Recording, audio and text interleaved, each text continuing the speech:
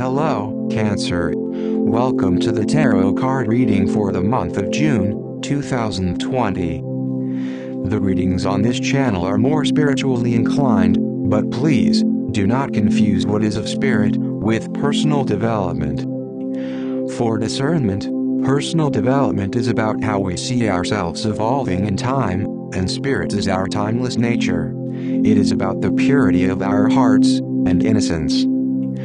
For this reason, the readings on this channel are always in line with the main card, the Fool, which is a card that hints to ancient and inner wisdom, rather than accumulated knowledge, hence the name. It is a key card that shows the whole tarot as a tool for self-realization, beyond any belief.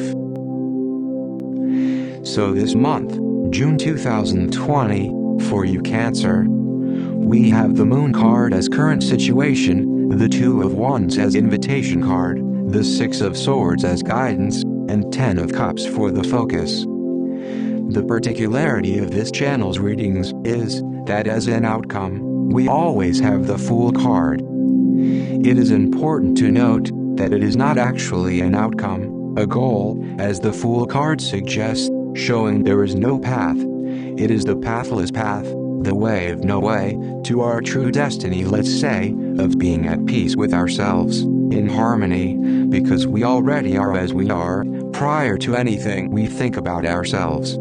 So it is about peace of mind, and contentment. To get into the reading, the situation card suggests that as general theme there are some mental patterns that you are becoming aware of. Maybe you start to see that these laws of cause and effect are assumed mentally in the first place. These laws are like a model we use, but keep in mind these are presupposed mentally. The scientists are still doing research on how everything works. The important thing here is to recognize that we make an assumption on how we function as being, and what we are. Are we an object, a body? Or is that assumed mentally, first? It is not important to define ourselves, but to see that we draw these conclusions mentally, and that after all, at first hand, we are not dealing with reality, but with this supposition. This has tremendous implications. The invitation card suggests to see possibilities, and suggests no boundaries. Because as being, is it true that we fit into some conceptual representation? Can something invented by us contain us in the first place? And do we fall under these laws imagined by us? The guidance card suggests that these boundaries are imagined. It guides us to lighten up and see that all this becoming does not necessarily apply to us as being.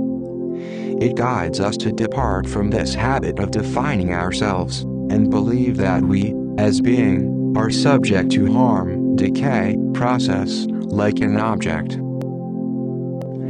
So when it comes to how do we feel, it's clear that when we define ourselves, we immediately fall under these mental laws, and immediately psychological fear gets into the picture.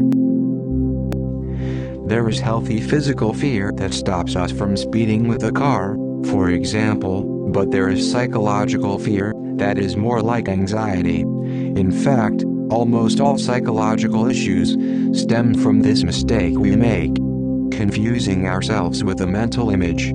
Depression, paranoia, social anxiety, body dysmorphic disorder, and so on.